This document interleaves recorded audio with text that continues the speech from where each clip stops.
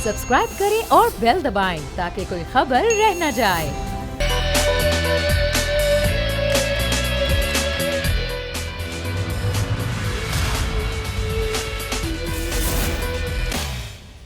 बिस्मिल्लाहिर्रहमानिर्रहीम, अस्सलाम वालेकुम। प्रोग्राम में मैं सुमैया रिजवान आपको वेलकम कहती हूँ।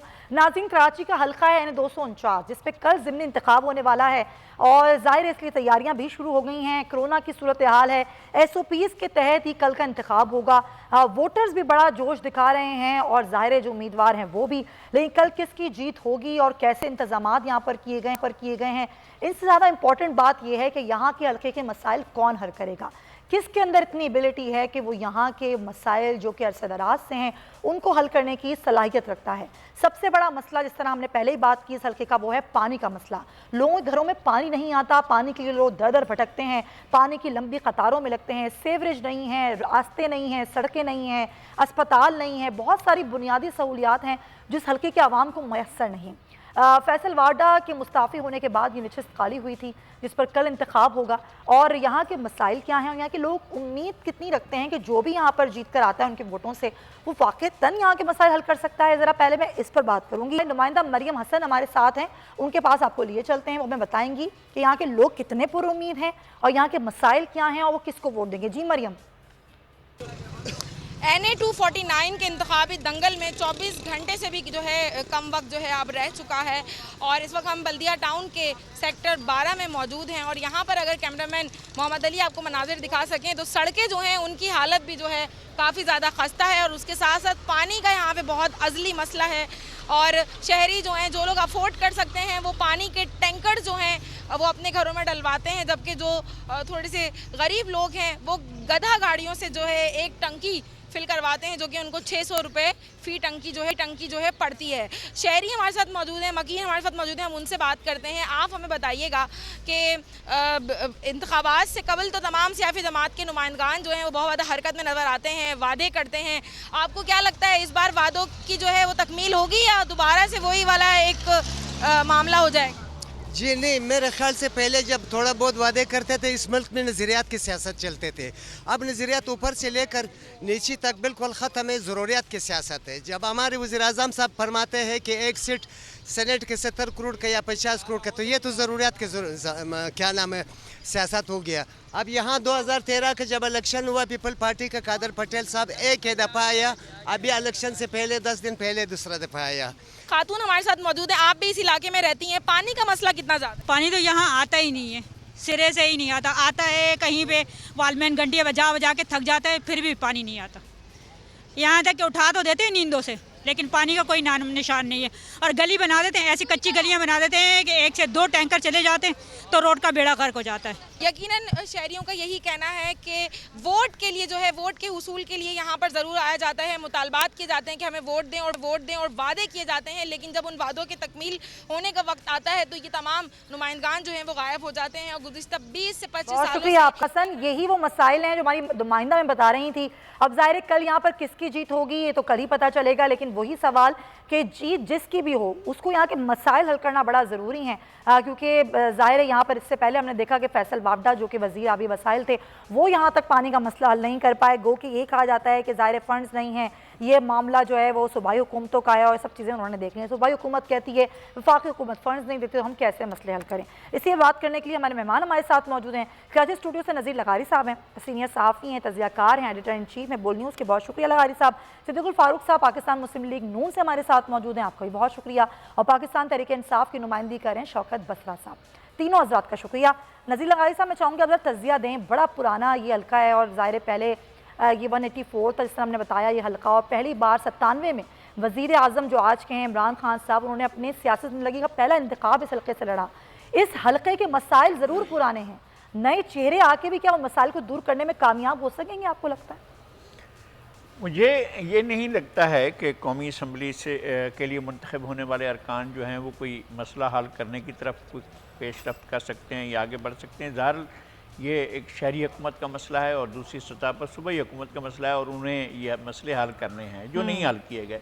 ये कोई भी हुकूमत रही हो, मैं इस इलाके को बहुत अरसे से जानता हूँ। मेरा यहाँ पर कुछ तकरीबन नहीं बल्कि 50 साल से मेरा यहाँ आना जाना है। बिल्कुल। इस इलाके में हमारे दोस्त हैं और हमारे बड़े दोस्त यहाँ पर रहे भी हैं, लेकिन ये इस इलाके पर कभी भी किसी भी दौर में तवज्जो नहीं रही है। इब्तदाई दौर में होती थी, लोग सोचते भी थे, कभी कभी तवज्जो होती भी थी, लेकिन एक ऐसा ज़माना आया कि जब फिर सियासी इश्क ने हर चीज़ को फना कर दिया और लोग जो हैं वो सियासी इश्क में मुब्तला रहे और उनके पास उस इलाके में एक और चीज़ नर्सरी होती थी दहशत की और खौफ की, उसकी बड़ी पैदावार होती थी। और इस जगह से जो है बड़े बड़े नामी गिरामी जो हैं वो ऐसे लोग पैदा हुए जिन्होंने इस शहर को बिल्कुल अपना कंट्रोल किया हुआ था।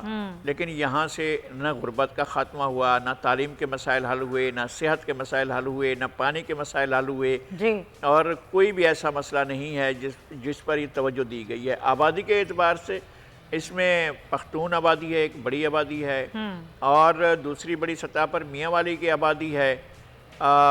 मियाँ वाली की आबादी में वो लोग हैं जो सराइकी बोलने वाले हैं और एक बड़ी तादाद में है। इसके अलावा यहाँ पर उर्दू स्पीकिंग जो हैं वो पटना के हैं और मेमन हैं और बड़ी तादाद में है। यहाँ से 1970 के इलेक्शन में कासिम पटेल सूबाई असम्बली की सीट से कामयाब हुए थे और उसके बाद एक दफ़ा जो है वो 1988 के इलेक्शन में यहाँ से पीपल्स पार्टी आई थी और यहाँ से अमीर हैदर काज़मी इलेक्शन जीते थे, लेकिन उसके बाद फिर ये हल्का इनके पास नहीं रहा। सही फिर इसमें एमक्यूएम रही है ज़्यादातर, उसका हल्का रहा है। जी हाँ बिल्कुल है, एमक्यूएम भी रही है, फिर पीपल्स पार्टी यहाँ रही। पीटीआई जो है वो अभी सीट उनके पास थी, लेकिन काम अभी तक कहीं मैं यही बात पूछती हूँ ज़रा बसरा साहब से। बसरा साहब 2.5 साल ये हुकूमत के पास रही, ये सीट फैसल वाडा थे इस सीट पर। सबसे बड़ा मसला ही पानी का है, वो मसला कोई नहीं हल करवा सका। फिर यहाँ पे रोडें नहीं बनी हुई, कच्ची यहाँ पर सड़कें हैं, रोड्स हैं, कोई पुरसाने हाल नहीं है, एक अस्पताल है जो वर्क। अब आज भी अगर तहरीक इंसाफ ये कहती है कि जी हमारा कैंडिडेट आएगा, वो जीतेगा और फिर वही यहाँ के मसाइल हल करेगा, तो ये बात मुज़हका खेज नहीं लगती? सुमैया, बिल्कुल आपने जिन बुनियादी मसाइल की तरफ तवज्जो दिलाई है, ये बेसिक इश्यूज होते हैं किसी भी हल्के के या किसी भी आबादी के, कि जहाँ पर बेसिक इंफ्रास्ट्रक्चर होना चाहिए, रोड्स हैं, पीने का पानी है।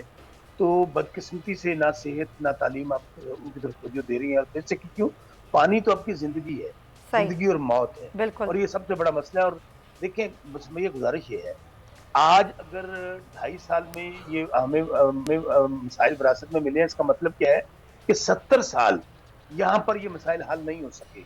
ना आमरा ना अदवार कर सके, ना मुस्लिम लीग नून जो 3 बार वज़ारत उज़्मा के मजे लेती रही, तो फिर हम ना नहीं कर पाकिस्तान सकेंगे। पीपल्स पार्टी, ना पाकिस्तान पीपल्स पार्टी 2 बार वज़ीर आज़म रहे और तीसरी बारी ले रहे हैं बतौर सूबाई हुकूमत के। और इसी तरह जो एमक्यूएम है, ये तमाम के तमाम जिम्मेदार हैं इस मसाइल के जो आज हमें विरासत में मिले हैं। सही है। हमें हमारी यहाँ पे एक है, वो है वफाकी वजारत का, और वफाकी हमारे MNA यहाँ पे, और जो डोमेन आपने सही कहा नज़ीर लगारी साहब ने, असल इशू तो है ये शहरी हुकूमत का और सूबाई हुकूमतों का। लेकिन चूंकि अब आप हुकूमत है मरकज में, तो आपको पता है कि हमने 1100 अरब का पैकेज कराची के लिए सिर्फ दिया है, जिसके टेंडर लग चुके हैं। और मैं आपको श्योर करता हूँ सर, टेंडर जरूर लग चुके हैं, लेकिन उससे पहले भी कई पैकेजेस दिए जा चुके, उनका भी कुछ नहीं हुआ, अभी तक वो वर्किंग में नहीं आए, कहीं प्रैक्टिकली वो नजर नहीं आते। ये भी हम अपनी डिटेल दे चुके हैं आवाम को। देखिए सुमैया, आप सही कह रही हैं, मैं तो सिर्फ ये अर्ज कर रहा हूँ, मैं तो अपने 2.5 सालों का जिम्मेदार हूँ ना, 70 सालों का जिम्मेदार तो नहीं। सर, मैं सिर्फ 2.5 सालों का हिसाब आपसे पूछ रही हूँ, मैंने कब 70 सालों का हिसाब आपसे पूछा? मैं 2.5 सालों का जिम्मेदार हूँ, और 2.5 सालों के आपको जवाब दे रहा हूँ कि प्राइम मिनिस्टर, जब हमने देखा कि सूबाई हुकूमत कुछ नहीं कर रही, अभी भी इनकी तवज्जो कराची पर नहीं है, तो प्राइम मिनिस्टर साहब तमाम स्टेक होल्डर्स को ऑनबोर्ड किया, कराची तशरीफ लाए, और हमने एक तारीखी पैकेज अनाउंस किया जिसके टेंडर लग चुके हैं। और मैं आपको ये अर्ज करता हूँ, हार जीत ये मेरे अल्लाह ने देनी है, जिसको भी देनी है। मैं आपको यकीन दिलाता हूँ, ये पानी का मसला NA 249 का अल्लाह के फजल से अगर 70 साल वो हल नहीं कर सके, हम अपने 5 साल में जरूर हल करके आपको देंगे। चले, और इंशाल्लाह आप मैं ये आपको अमजद यकीन आफरीदी दिलाता साहब हूं। जो कि कैंडिडेट हैं यहाँ पीटीआई के, उनकी तरफ से आप ये बात कह भी रहे हैं और वादा भी कर रहे हैं, वही वादे पहले भी किए गए थे, वही दावे पहले भी किए गए थे। चले देख लेते हैं। अच्छा, कुछ वादे दावे जो हैं वो मिफ्ता इस्माइल साहब भी कर रहे हैं, सिद्दीकुल फारूक साहब वो कह रहे हैं कि जी वो मसला ना जो पीटीआई हल कर सकी, ना पीपल्स पार्टी हल कर सकी, वो हम कर देंगे। वो कैसे करेंगे जबकि आपकी तो कहीं हुकूमत भी नहीं है?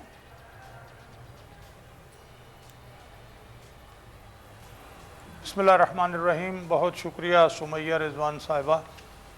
पहली बात तो ये है कि जनाब नवाज़ शरीफ यानी पीपल्स पार्टी हमारी पहले तो हुकूमतें रहीं 2-2 साल, और क्या बर्बादी क्या तबाही हुई। जिनकी हुकूमतें 9 साल और 12 साल रही हैं उन्होंने क्या किया, बल्कि कराची को तो तबाह किया माशाल्लाह, और आमरीत के दौर में तबाह हुआ कराची। इस वक्त जो वहाँ पानी का जो माफिया है वो तकरीबन, मैं कल भी पढ़ रहा था कि अखबार में 70 अरब रुपए सालाना का ये कारोबार है। जी हाँ, बिल्कुल ऐसा ही है। ताकि पानी ना हो और वो कारोबार करें और पैसे कमाएं। ये टैंकर माफिया है सर, जिनको सब सपोर्ट कर रहे हैं। सारी बातों को एक लम्हा। हाँ जी शौकत, बस मैं इस पर आ रहा हूँ कि शौकत बसरा साहब ने कुछ बातें की हैं। देखिए, पहली बात यह है कि शौकत बसरा साहब और इनके वज़ीर आज़म और इनकी टीम को अपने 3.25 साल का हिसाब देना चाहिए। 2.5 नहीं है, 3.25 हो गए। 3.25 साल में फैसल वावड़ा और ये सब और पानी और कचरा क्या किया है इन्होंने, जो 100 दिनों में इनकलाब लाने की बात कर रहे थे। 1100 अरब रुपए का पैकेज साल हो गया ऐलान हुआ, अब तक 1 अरब रुपया वहाँ नहीं लगा। यानी ये तरजीहात हैं। और अब क्या तरजीहात हैं? अब आप देख लीजिए कि यहाँ ये जो तब्दीली सरकार है, जिसको ये इल्म ना हो कि जर्मनी जापान के बॉर्डर, जिसको ये इल्म ना हो कि जनाब अली वो एक किताब लिखने वाला नवाज़ शरीफ के खाते डाल दिया वो सलमान रुश्दी कि जी वो वज़ीर आज़म थे, उन्हें ये भी नहीं पता। जो वज़ीर आज़म बैन अवी प्लेटफार्म पर झूठ बोले कि जी 3 अरब दरख्त हमने सूबा सरहद में बड़ी कामयाबी से लगाए हैं। अच्छा, ये तो वो निशानदही है ना जिसको आप हुकूमत की नाअहली कहते हैं। मेमन का एक लम्हा मैं आ जाऊंगी सर उस टॉपिक पर, पहले आप मेरे सवाल का जवाब दे दें। मुझे और सर वो मैंने स्टोरी अलग करनी है बशीर मेमन की, आप मुझे जवाब दे दें। जो काम पीपल्स पार्टी और पीटीआई नहीं कर पाई वो नून लीग कैसे करेगी? आपको तो कहीं सूबाई हुकूमत नहीं है। ये सवाल था मेरा, इसका जवाब आपने मुझे दिया नहीं। भैया आप सवाल का जवाब नहीं देंगे सिद्दीकुल फारूक साहब, क्योंकि आपका 3 सवाल दफा मैं देता हूं कि हमसे अच्छा जिस हद तक हमसे बन पड़ा, एक मिनट, जिस हद तक हमसे बन पड़ा, चूंकि कौमी असम्बली का रुकन होंगे वो, और जो हमसे वैसे होगा हम इंशाअल्लाह अजीज पानी का जो बाकी मुद्दत सर अपनी जेब से पैसा लगाएंगे, अपनी जेब से आप पैसा लगाएंगे। हो सकता है इसी साल हमारी हुकूमत आ जाए। नहीं, इसी साल आपकी तो हुकूमत आ जाए। इसी साल आपकी हुकूमत आएगी, वो कैसे आएगी आपकी इसी साल? और आवाज आपकी आवाज कट रही है। नहीं, एक सेकंड मैं चाहूंगी जरा बसरा साहब, एक सेकंड आप खामोश हो जाएं। मैं उनको सवाल ये करना चाह रही हूँ कि कैसे आपकी हुकूमत आएगी? आप कह रहे हैं इस साल आपकी हुकूमत आएगी, कैसे आएगी? क्या प्लान है आप लोगों का? झूठ बोलना है, जो मर्जी बोली जाओ। बसरा साहब, हमारी हुकूमत इंशाल्लाह इस तरह आएगी कि जिस तरह से इस वक्त पीटीआई के अंदर इख्तलाफात बढ़ गए हैं। एक कोई वो रिलीफ देना चाहते हैं तो दूसरा खड़ा हो जाता है, एक को वो जनाब अली तफ्तीशी अफसर बदलते हैं तो दूसरी पार्टी कहती है ये ऐसे नहीं होना, और दोनों के ग्रुप 20-25 के ग्रुप हैं। तो जो एक ग्रुप चला गया एक तरफ तो पीटीआई की हुकूमत तो धड़ाम से गिर जाएगी। चले, आप ये कह रहे हैं कि इनके अपने लोग इनको गिरा देंगे, आपको कुछ करने की जरूरत नहीं है, ना ही आप लोगों को इस्तीफे देने की, ना ही लॉन्च करने की, कुछ भी करने की आप लोगों को जरूरत नहीं है। आपके अपने ही लोग हैं। बसरा साहब अब आप बोल लें, बसरा साहब अब आप बोल लें। वो कह रहे हैं आपके अपने लोग हैं, आपके अपने काम में जो आपको गिरा देंगे। हाँ जी भैया, इनकी तो हालत है। एक मिनट, आवाज जो है बसरा साहब जवाब दे रहे हैं आपकी बात का। सिद्दीक साहब आपकी आवाज दुरुस्त करवाते हैं। जी बसरा साहब। हाँ, लेकिन आवाज तो ठीक करें ना। हाँ, आवाज ठीक करें। आवाज भी ठीक नहीं हो रही है, वो वापस आ रहे हैं। इसी तरह इनकी हुकूमत भी आ रही है। सिद्दीकुल फारूक अच्छा, बसरा साहब की आवाज भी कट रही है। बसरा साहब की आवाज भी कट रही है। बसरा साहब आप जो कह रहे हैं ना बात थोड़ी थोड़ी मुझे समझ आई है, मेरे ख्याल में आप थोड़ी मुझे समझ आई है और आवाज ठीक करा दें। बिल्कुल नहीं, वक्फा नहीं ले रही, मैं लगाई सब सवाल कर रही हूँ। और जाहिर है मुझे लग रहा है कि बसरा साहब ने जो बात की वो ये कही किस तरह मियाँ साहब वापस नहीं आ रहे, उस तरह हमारी हुकूमत नहीं जा रही। गालिबन यही बात बसरा साहब कर रहे हैं। अच्छा, कल जो मामला हुआ लगारी साहब, साबिक DG FIA का बयान, वज़ीर आज़म हाउस को पर जिस तरह इल्ज़ामात लगाए गए, आपको लगता है कि आज शहजाद अकबर ने जो उनको नोटिस दिया हर जाने का वो काफ़ी होगा, या फिर वज़ीर आज़म हाउस को भी इस पर तहकीकात करनी चाहिए कि एक साबिक DG FIA अगर टेलीविज़न पर इस तरह के इल्ज़ामात लगा रहे हैं बैठकर तो उसके पीछे क्या मामला है? और वज़ीर आज़म हाउस को कहा जा रहा है कि सारी इंस्ट्रक्शंस वहाँ से आती हैं और हम जो भी काम कर रहे हैं वहाँ से हो रहा है, तो आपको लगता है कि इस पर अब होनी चाहिए इंक्वायरी? देखिए, बहुत सी चीज़ें तो वैसे भी क्वेश्चन करने की हैं। एक रिपोर्ट तलब की गई थी FIA से जो सुप्रीम कोर्ट में जमा करानी थी, और वो रिपोर्ट जो है डायरेक्ट पहले शहजाद अकबर साहब के पास गई थी, और ये बात उस वक्त भी सवाल किया गया था। आज मेरी ख़ुद बात हुई है बशीर मेमन साहब से। अच्छा। और वो इनके जो उन्होंने अपनी गुफ्तगू है उसको डिनाई नहीं करते हैं, और वो उस पर अपने आप को समझते हैं कि वो कायम हैं और उन्होंने कोई बात गलत नहीं की है। उन्होंने कहा कि ये रूटीन के तौर पर ऐसा होता रहा है, और उस वक्त तक ये ख़बर सामने नहीं थी कि शहजाद अकबर साहब जो हैं वो उन्हें नोटिस भेज रहे हैं, वो भेज दें। लेकिन बशीर मेमन अगर स्टैंड करते हैं तो फिर वो स्टैंड लेते भी हैं। तो अगर उन्होंने ये बातें की हैं तो मेरे ख्याल में वो इस पर स्टैंड भी करेंगे, और जो चीज़ें उनके साथ होती रही हैं, एक बात तो हमने देखी थी ना कि रात को 2 बजे के बाद जो है वो रिपोर्ट हैंडओवर कर रहे थे। वो रिपोर्ट जो सुप्रीम कोर्ट में जानी थी वो DG FIA के तौर पर वो शहजाद अकबर साहब के हवाले कर रहे थे, जो गलत बात थी, जो ऐसा नहीं होना चाहिए था। वो भी इस मसले पर वो भी एक हद तक जवाब दिए हैं कि जो चीज़ सुप्रीम कोर्ट में जानी है वो चीज़ कैसे आप शहजाद अकबर के हवाले कर रहे थे। लेकिन शहजाद अकबर साहब तो खुद उनकी अपनी पार्टी के लिए एक मसला बने हुए हैं। उन्हीं जो है वो अगर उसमें कोई टूट फूट हो रही है तो उसका पीछे उसका भी इल्ज़ाम उन पर लगता है। विद इन अ पार्टी ये बातें बिल्कुल आप सही कह रहे हैं। आपको लगता है कि शहजाद अकबर, जिनका नाम जहांगीर तरीन ने भी लिया, कई बार लिया, कल जो अरकान जो कि जहांगीर तरीन ग्रुप में है वो जाके वज़ीर आज़म से मिल के आए तो शिकायत भी उन्होंने शहजाद अकबर की उनसे जाके की, आपको लगता है कि वज़ीर आज़म को शहजाद अकबर को बुला के ना सिर्फ पूछना, तो खैर अजीब ही लफ्ज़ लगेगा, क्या मुश्किल बन सकते हैं आगे जाके शहजाद अकबर खुद वज़ीर आज़म के लिए? वज़ीर आज़म आज तो बनते हैं, नहीं बनते मुझे इसका नहीं मालूम है। कोई वक्त ऐसा आएगा जब ये वज़ीर आज़म नहीं रहेंगे, तो उनमें से 2 चीज़ें जो है मैं अभी से बता देता हूँ, और मेरा अपना ये मैं इसको फोर्स ही कर रहा हूँ कि या तो शहजाद अकबर मुल्क से बाहर चले जाएंगे या फिर वो सुल्तानी गवाह के तौर पर सामने आएंगे इमरान खान साहब के ख़िलाफ़। और ये बात जो इसके अलावा और कोई बात मुझे नज़र नहीं आती है। और जो सारी शहादतें जो वो जमा कर रहे होंगे इस वक्त वहाँ उस हाउस में बैठे हुए हैं, जिस हाउस में से मुल्क चलाया जा रहा है, तो वो बहुत सी चीज़ें ख़ुद भी जमा करके बैठे होंगे और फिर वो लाएंगे। हम एक और कहानी उनसे सुना करेंगे कि वो क्या कहानी सुनाते हैं। बसरा साहब, ये जो नया पिंडोरा बॉक्स खुला है और DG FIA बशीर मेमन लगाई साहब इस तरह कह रहे हैं कि उनकी भी बात हुई है, वो तो अपनी बात पे कायम है, तो अब वज़ीर आज़म हाउस पे जो इल्ज़ामात उन्होंने लगाए कि यहाँ से इंस्ट्रक्शन सारी दी जाती थी, फ़ारूक नसीम भी कहते हैं, वो उन्होंने भी डिनाई कर दिया कि ऐसा कुछ नहीं हुआ, ना ही कोई मुलाकात हुई, ना ही कोई बात हुई। शहजाद अकबर साहब नोटिस भेज देते, लेकिन वज़ीर आज़म हाउस, खुद वज़ीर आज़म, इसका नोटिस कब लेंगे? सुमैया, मेरे ख्याल में नोटिस तो लिया जा चुका। बशीर मेमन साहब ने जो गुफ्तगू की है उसके जवाब में शहजाद अकबर साहब ने नोटिस भेज दिया। नहीं, शहजाद अकबर साहब ने जो नोटिस भेजा है वो तो उन्होंने अपने ऊपर जो इल्जामात लगे उसका भेजा है ना। मेरी गुजारिश सुन लेना, उस पूरे जहाँ पे भी वो उनकी पूरी गुफ्तगू सुन लें, वो तमाम गुफ्तगू के अंदर शहजाद अकबर साहब साथ मौजूद हैं। जहाँ वो कहते हैं कि मैं गया हूँ, शहजाद अकबर साहब मेरे साथ थे वज़ीर आज़म साहब के पास भी, तो उन्होंने ये नोटिस ये दिया है कि आप 1 महीने के अंदर अंदर माफी मांगे, वरना वो नोटिस हमने पढ़ा है सर, वो नोटिस हमने पढ़ा है। मेरा सवाल कुछ और है, मैं ये पूछना चाह रही हूँ, इतने बड़े बड़े इल्ज़ामात अगर लग जाते हैं आवाम के ऊपर, आप किस तरह एतमाद बहाल करेंगे कि जी जो भी कुछ होता है वो बिल्कुल ट्रांसपेरेंट होता है, कोई डिक्टेटी इसमें, ये एक बहुत बड़ा इल्ज़ाम है, इसको किस तरीके से वो किया जाएगा? इससे बढ़कर और क्या इसका सबूत हो सकता है कि जो मेन आदमी है शहजाद अकबर साहब के हवाले से पूरी गुफ्तगू उन्होंने की है, और उसमें भी कोट किया है कि जी एक मीटिंग में मैं, PM साहब, शहजाद अकबर साहब मौजूद थे। अब शहजाद अकबर साहब ने उनको सू कर दिया है। अब जितनी एविडेंस है, जितनी सबूत है, वो लेकर आएंगे अदालत में। अदालत ये फैसला करेगी कि सच क्या है और झूठ क्या है, या तो हम खामोश रहते ना। दूसरी बात देखिए, माजी में ये तो बात मैं बड़े अजीबोगरीब अंदाज में आई नून लीग की क़यादत से भी सुन रहा था। माजी में क्या होता रहा, यहाँ पर सुप्रीम कोर्ट के जजों पे हमला कर दिया गया और बाकायदा।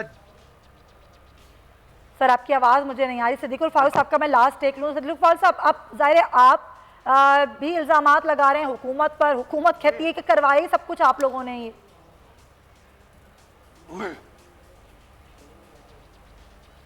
देखिए, हमने तो इल्ज़ामात नहीं लगाए। आज तो बात करें बशीर मेमन साहब ने जो बात की है, सर उसी की बात करें। बशीर मेमन साहब एक जिम्मेदार अफसर हैं। आज से 6 महीने पहले भी उन्होंने बहुत सी बातें की, ठीक है जी। आज 6 महीने पहले भी बातें की, कोई नोटिस नहीं। आज उन्होंने वज़ीर आज़म बराह रास्त सारी बातें बताई हैं कि वज़ीर आज़म ने जज साहिबान के बारे में क्या कहा, ख्वाजा आसिफ के बारे में क्या कहा, जनाब नवाज शरीफ पूरी फैमिली शहबाज शरीफ साहब से इनके खिलाफ क्या क्या हिदायतें देने की कोशिश की और उन्होंने नहीं माने। ये तो वज़ीर आज़म हाउस से साजिशें हुई हैं। अब ये लीगल नोटिस दिए, वो जवाब यही आएगा कि जाएं अदालत में। मैंने लेकिन जो बातें हुकूमत की तो हैं, कह रही है सब कुछ बिल्कुल आपने दुरुस्त करवाया की है। ये तो अदालत नून लीग करवा में जब रही तक है। वक्त आएगा उस नून वक्त लीग तक का अदालत प्लांटेड पर प्रोग्राम था इस ये। मुल्क में नहीं होंगे। इसका क्या जवाब नून है? लीग का प्लांटेड कैसे हो सकता है जी? ये तो हमने हुकूमत कह प्लांट रही है। किया है। ये जो ब्यूरोक्रेसी होती है, ये सिविल सर्विस जो है, ये हमने भर्ती की है। ये हमने भर्ती की है सिविल सर्विस। तो फिर आजम जो बैठे हैं अपना प्रिंसिपल सेक्रेटरी इमरान खान साहब के पास, इसने भर्ती की है। सही है, आपका पॉइंट आया। बहुत शुक्रिया सिद्दीकुल ये फारूक सवाल साहब, मैं शौकत बसरा साहब। अब ब्रेक हम लेंगे, वापस आएंगे तो कुछ कोरोना की जो सूरत हाल है उस पर बात करेंगे। स्टे विद अस।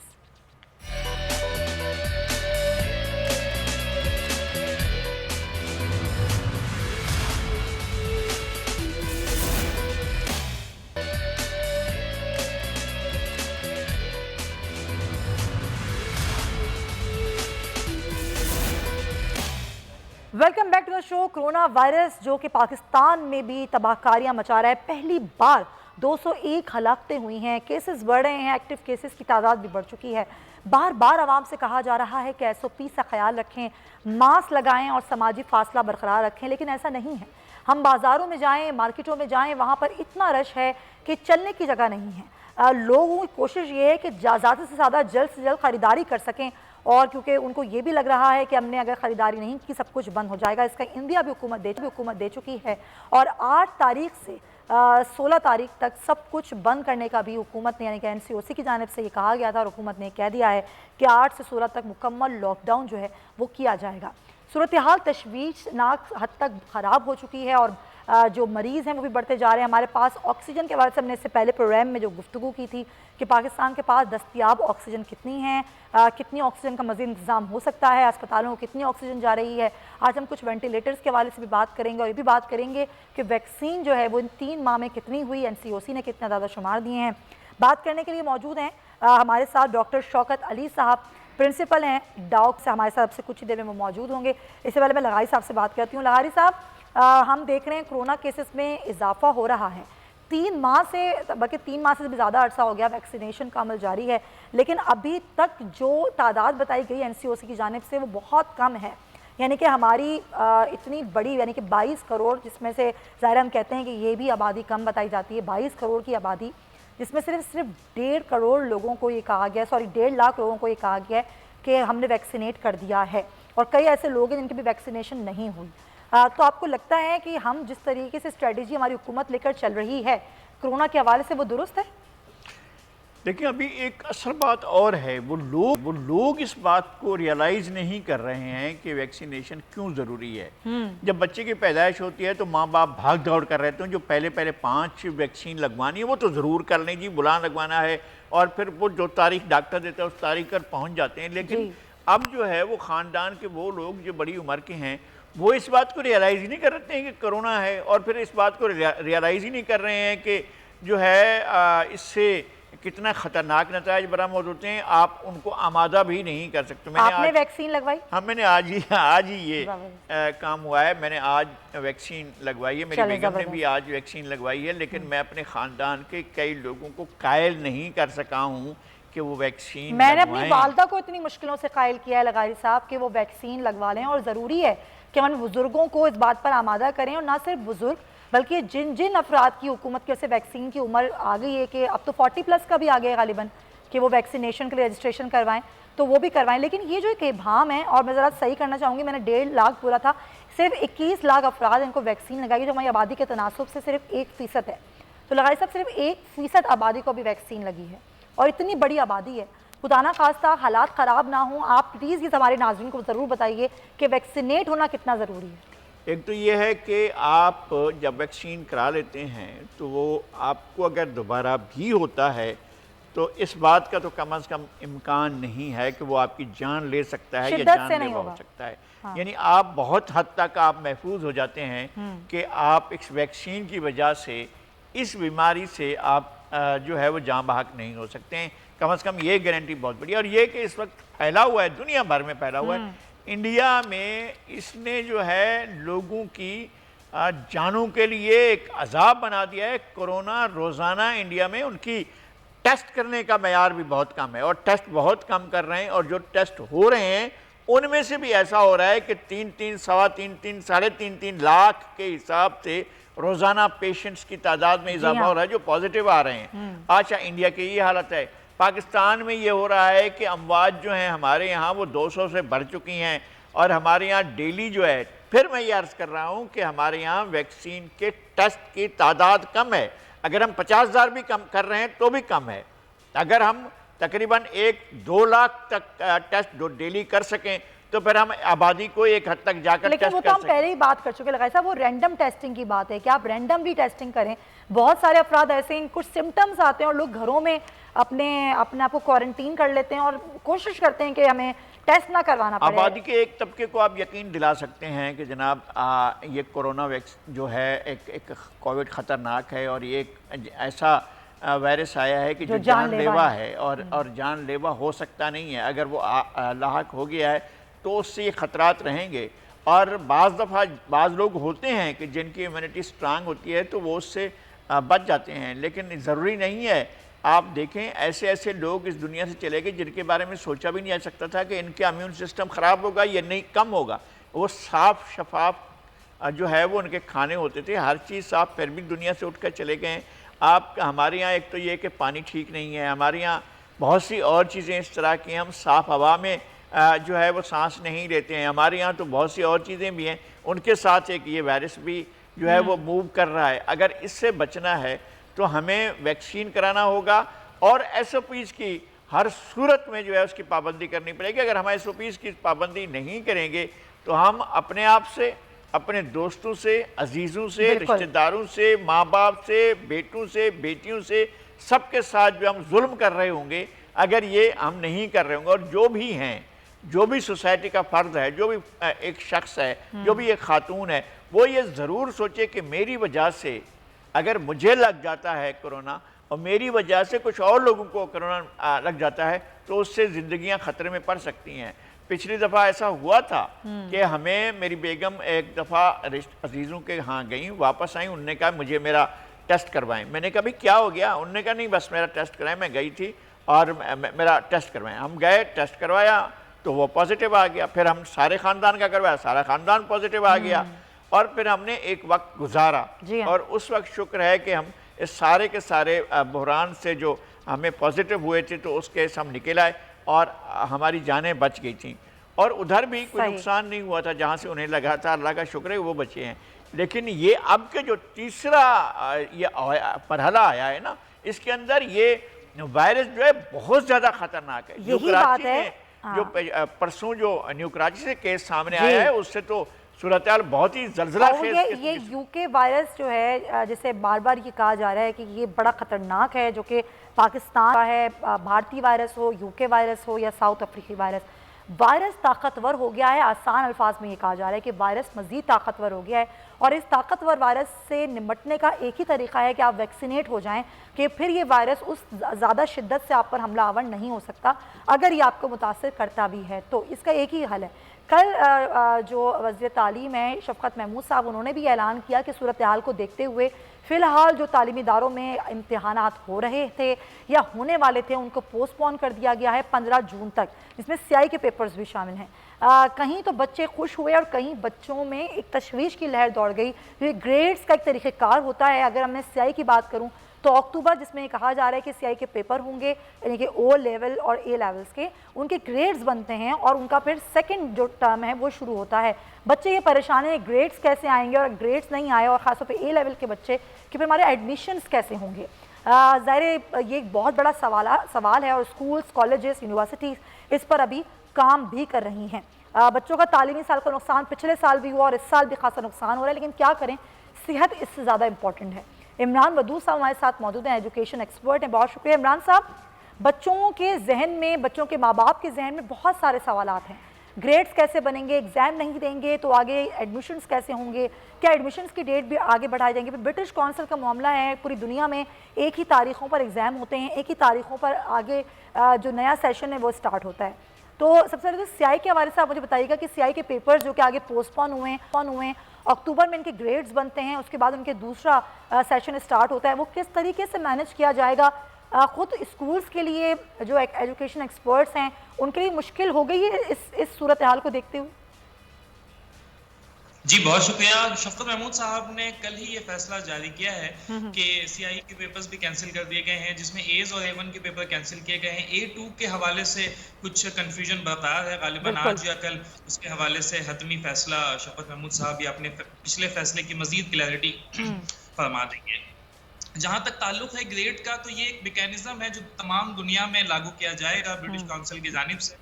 तो फिलहाल वो चीज़ भी अभी मुबहम है, क्लियर नहीं है। जैसे ही उसके हवाले से कोई डायरेक्शन, कोई गाइडलाइंस आती हैं, तभी जाकर बच्चों को और असातिज़ा को, वालिदैन को ये चीज़ क्लियर हो पाएगी कि किस तरह से ग्रेड का मैकेनिज्म होगा, अगली क्लास में प्रमोशन का क्या सिलसिला होगा। जो पेपर्स इस माह होने थे उसे पोस्टपोन करके अक्टूबर तक की डेट दी जा रही है। तब ये पेपर्स लीक जाएंगे तो किन बुनियादों पर फैसला किया जाएगा। जो फ्रेशर्स हैं, एज क्लास का मामला शायद अलहदा होगा, A1 का मामला अलहदा होगा, A2 का मामला अलहदा होगा। तो कोई एक मैकेनिज्म लाजमी तौर पर तैयार किया जाएगा और वो कोई ऐसा ही मैकेनिज्म होगा जो पहली दफ़ा ड्राइव किया जाएगा, पहली दफ़ा फॉर्म किया जाएगा। तो इसके हवाले से कुछ इस वक्त कहना मेरे लिए कबल इस वक्त होगा, अनटिल अनलेस हमारे पास कोई गाइडलाइंस हतमी और प्रॉपर नहीं आ जाती है ब्रिटिश काउंसिल की जानिब से। अच्छा, एक चले, बिल्कुल आप सही कह रहे हैं। अभी ब्रिटिश काउंसिल को भी उन्होंने कहा है कि हम एक लेटर लिखेंगे, उनसे हम रिक्वेस्ट करेंगे कि इसको रिव्यू कर लें इस चीज़ को। लेकिन इमरान वदूद साहब, एक बड़ा अहम नुकता है वो ये कि बच्चों का जो तालीमी साल है उसका नुकसान हुआ, फिर बच्चों का तालीम से रुझान भी हम देख रहे हैं कि हटता जा रहा है। बहुत सारे बच्चे ऐसे हैं जो मज़ीद दूर हो रहे हैं। एक फोकस होते थे कोरोना से पहले, स्कूल जाना, कॉलेजेस, यूनिवर्सिटीज़ जाना, फिज़िकली क्लासेस लेना, अब वो सूरत हाल नहीं है। खुलते हैं तालीमी इदारे, फिर बंद हो जाते हैं, ऑनलाइन पढ़ाइयाँ उस तरह नहीं हो पाती। इस गैप को फिल करने में कितना टाइम लगेगा आपके ख्याल में? देखिए, ये एक अनपैरेलल डैमेज है, एक ऐसा नुकसान है हमारी तालीम का और एक ऐसे मुल्क की तालीम का जहाँ की मईशत, जहाँ की इकॉनमी का एक बड़ा हिस्सा डिपेंड ही हमारी तालीम के ऊपर करता है, हमारी स्किल्ड वर्कफोर्स के ऊपर करता है। जो हमें फॉरेन रेमिटेंसेस की सूरत में हमारे skilled person, doctors, engineers, entrepreneurs और दूसरे शोबाजात से ताल्लुक रखने वाले लोग, तो ये एक बहुत बड़ा नुकसान है। फैसला साजी करने वाले लोगों की बहुत अहम जिम्मेदारी बनती है कि वो इस चीज़ को देखें। जिस तरह से हम इंडस्ट्रीज को बंद नहीं कर रहे, जिस तरह से हम मार्केट्स को बंद नहीं कर रहे, मुझे एक चीज़ समझ नहीं आती, ये कौन से ऐसे अवामिल कार फरमा है मार्केट्स के हवाले से जब फैसला होता है। तो आप एक छोटा सा एक नुक्ता समझिएगा, वो फैसला ये सादिर फरमाते हैं कि मार्केट को 6 बजे तक बंद कर दिया जाए, यानी मार्केट का दौरानिया कमोबेश 8 घंटे तक कर दिया गया है। अब 8 घंटे में अगर 100 लोगों ने खरीदारी करनी है और इन्हीं 100 लोगों ने अगर 10 घंटों में खरीदारी करनी है, तो वक्त को कम करने से तो रश ज्यादा होगा, जिसकी वजह से कोरोना का खतरा ज्यादा बढ़ता है। और जब यही तालीम के हवाले से करने पर आते हैं तो उसे यकसर बंद कर दिया जाता है, यानी मुकम्मल तौर पे बंद कर दिया जाता है। तो इस हवाले से तो सोचना होगा कि ये कोई हल नहीं है कि तालीम को कमोबेश 1 साल से ऊपर, 1 साल 2 महीने हो चुके हैं पाकिस्तान में, कोविड जब से पहला केस आया था, तो मुकम्मल तौर पर तालीम को बंद कर दिया जाना ये कोई हल नहीं है। इस बात को जानते हुए कि हमारा इंफ्रास्ट्रक्चर, हमारा तालीमी निज़ाम, हमारे मुल्क की सोशो इकोनॉमिक कंडीशन इस काबिल नहीं है कि ऑनलाइन एजुकेशन हमारे बच्चों की तालीमी ऐसा ही है। और बहुत सारे ज़ाहिर ऐसे ख़ानदान हैं जो कि नहीं उनके पास सहूलियात मौजूद, इतने डिवाइसेस मौजूद नहीं हैं कि मोबाइल हों या दीगर डिवाइसेस हों या इंटरनेट की सहूलत हो, और बहुत सारे ऐसे भी इलाके हैं जहाँ पर इंटरनेट की सहूलत नहीं मौजूद होती है। लगारी साहब, ये वैसे ये बात बिल्कुल दुरुस्त कही इमरान वदूद साहब ने। कल मेरा भी कुछ गुजर हुआ बाजार से, तो मैंने देखा कि वही बच्चे जिनको तालीमी इदारों में आने से मना किया गया, एग्ज़ाम पोस्टपोन कर दिए गए, इतनी बड़ी तादाद में बच्चे माँ बाप के साथ मार्केट्स में मौजूद थे, बाज़ारों में मौजूद थे। इक्का दुक्का बच्चों ने मास्क लगाए हुए थे, बगैर मास्क के बच्चे घूम रहे थे। हम अपने बच्चों की सेहत के हवाले से इतने ज़्यादा टची होते हैं कि हम कहते हैं खुदा ना खास्ता ये पेपर होंगे, ये जाएंगे, ये पढ़ेंगे वहाँ, तो कहीं इनको वायरस ना लग जाए, वो वायरस फिर हम तक मुंतकिल ना हो जाए। लेकिन वही बच्चे माँ बाप के साथ बाज़ारों में बगैर मास्क के घूम रहे हैं, वहाँ तो कुछ नहीं हो रहा, वहाँ तो कोरोना नहीं है। जी, यही बात जो इमरान साहब कह रहे थे, उनका इस्तदलाल बहुत ठोस और वज़नी था, बहुत अच्छा था। और यही बात है कि ना तो हमारे पॉलिसी साज ये सोच रहे हैं, न डिसीजन मेकर ये सोच रहे हैं कि भाई हम फैसले तो कर रहे हैं, लेकिन इन फैसलों के असरात क्या होंगे। आप बंद करना चाहते हैं, कहीं ना कहीं तो आप क्राउड को अलाउ कर रहे हैं ना कि उसकी मूवमेंट रहे, वो आप एक, यानी ये नहीं है कि आपने लोगों की सेहत को पेश नज़र रख कर ये सारा कुछ किया हुआ है, नहीं। आपने बिजनेस सेक्टर के आदमी को मुतमईन करना है, आपने इंडस्ट्री सेक्टर के आदमी को मुतमईन करना है, जो आपको देता है, स्टेट को जो है वो टैक्स देता है, और इस टैक्स उस स्टेट उससे चलती है। ये एक ख्याल है, एक गुमान है, लेकिन और उसके पास कोई ऐसा इशू नहीं है। अगर उसका दुकान, कारोबार, शॉपिंग मॉल, इंडस्ट्री 2 दिन, 4 दिन, 1 हफ्ता बंद रहे तो उनके घर में फाके की नौबत नहीं आएगी। जिनके घरों में फाके की नौबत आई है उनको यहाँ लाया जाता है बाज़ार में, और उनके लिए ये होता है कि भाई ठीक है, ले जाएं ये बीमारी और अपने साथ ले जाएं। और स्कूल जो है, ख़ास तौर पर जो स्कूल हैं वो जो आपको कैमरे सिस्टम में तालीम देते हैं, उनका तो किया भी जा सकता है, यानी स्कूल की इंतज़ामिया भी कर सकती है। और लेकिन लगारी साहब, इसमें सारा कसूर हुकूमत का नहीं है, माँ बाप भी तो, और खुद वालिदैन, खुद बच्चे ही मुतालबा कब से कर रहे थे कि इतने ख़राब सूरत हाल में कैसे पेपर्स देंगे, अगर खुदा ना खास्ता वायरस लग गया तो इसका जिम्मेदार कौन होगा। एक प्रेशर तो बनाया गया ना, ये मुतालबा बार बार एक ट्रेंड चलाया गया सोशल मीडिया पर, तो अब हुकूमत ने फिर ये फैसला करना ही था। नहीं, हुकूमत ने किया है, और हुकूमत का फ़ैसला जो है वो ज़ाहिर है लागू हुआ है, और उस वजह से जो है इम्तिहान नहीं लिए जा रहे हैं। लेकिन मैं ये कह रहा हूँ कि चाहे वो कॉलेजेस थे या स्कूल थे, बाज़ तो एक अच्छी खासी, चलें 8-10% तादाद तो ऐसी ज़रूर होगी जहाँ पर SOPs को फॉलो किया जा सकता है, तो आप कहीं ना कहीं तो एजुकेशन को रहने दे सकते थे, लेकिन आपने वो नहीं किया है। लेकिन जो चीज़ें आपके लिए बहुत आसान थी, आपने दौरानिया किया, आप समेट दें सारे दौरानियों को, तो खातून कह रही होंगी भाई देखो 3 बज गए हैं, 6 बजे दुकानें बंद हो जाएंगी, चले ना जल्दी करें। तो वो सारे बैठकर जो है वो निकलेंगे, 6 बजे के करीब उन्होंने पहुंचना है, और उनको पता है कि 6 बजे दुकानें बंद हो जाएंगी, तो आपका रश जो है, वो आपका जो हुजूम जो है वो इन औकात में बढ़ जाएगा, और बढ़ जाएगा, आप डिस्टेंसिंग नहीं कर सकते, सवाल ही पता। आप यही पॉइंट है कि बाजारों में बाहर इतना रश है, वायरस को कंट्रोल करने के लिए हुकूमत का क्या अगला इकदाम होना चाहिए। बहुत शुक्रिया आपका इमरान वदूद साहब, शुक्रिया एजुकेशन के हवाले से आपकी राय हमारे पास आई। डॉक्टर अब्दुल बारी खान साहब हमारे साथ मौजूद हैं इंडस हॉस्पिटल से, बहुत शुक्रिया डॉक्टर साहब। 201 हलाकतें हुई हैं पहली बार पाकिस्तान में इस वायरस से, जो 3rd वेव है। एक तरफ तो दीगर इकदाम हुकूमत कर रही है, लेकिन आप जानते हैं बाज़ार खुले हैं, दीगर जो होटल्स हैं वहाँ पर अभी भी टेक अवे और कहीं पर डाइनिंग भी हो रही है। इस सूरत हाल में आप क्या समझते हैं कि 8 तारीख तक हुकूमत को इंतज़ार करना चाहिए कि मुकम्मल लॉकडाउन लगाया, लॉकडाउन फ़ौरन होना चाहिए सूरत हाल को देखते हुए? लॉकडाउन देखें, सूरत हाल को देखते हुए फौरी होना चाहिए। दूसरी बात ये है कि देखें, लोगों को अकल से काम लेना चाहिए, लोगों को जो है ना अपना रवैये तब्दील करें। देखें, कुछ भी कर दें, अगर मैं नहीं मानूंगा ना तो फिर मैं कोई भी इकदाम सही नहीं हो सकेगा। देखें, अभी मैं सुन रहा था, वो कह रहे थे कि 6 बजे टाइम कम कर दिया, लोग सब उसी वक्त जल्दी भागो। अरे सुबह 6 बजे से बाजार खुला हुआ है और शाम 6 बजे तक आपने 5:45 बजे क्यों पहुंचा? सुबह 6 बजे क्यों नहीं जा सकते? आराम से खाली ठंडा करके आ जाएं। और अगर नहीं, इस दफा ईद में नए कपड़े नहीं पहनेंगे तो आप अल्लाह करे कि आप जिंदा रहें तो अगली ईद तो नहीं है। अगर ये अपनी हरकतें हमारी ऐसी रह जाएंगी तो हमको देखें, ये कोई भी किसी को भी अभी आप टोटल लॉकडाउन भी कर देंगे, कंप्लीट भी कर दें, तो ये आपस में मोहल्ले में लोगों इधर उधर चले जाते हैं, सबको वायलेट कर रहे होते हैं अनफॉर्चुनेटली।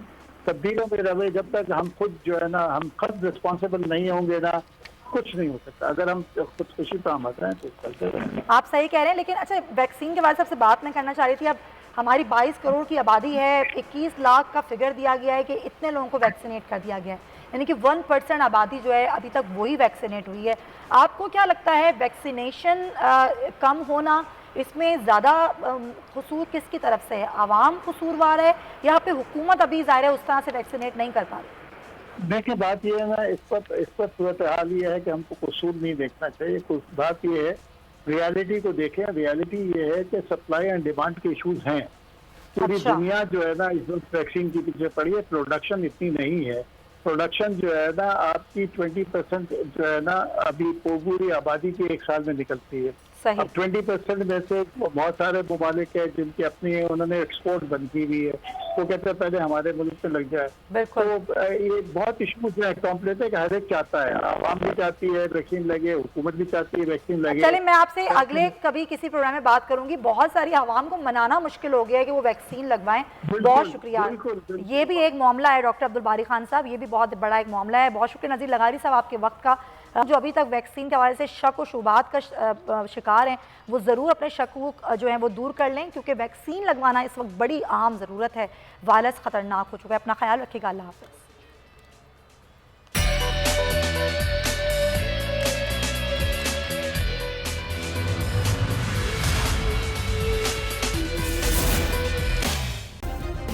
सब्सक्राइब करें और बेल दबाएं ताकि कोई खबर रह न जाए।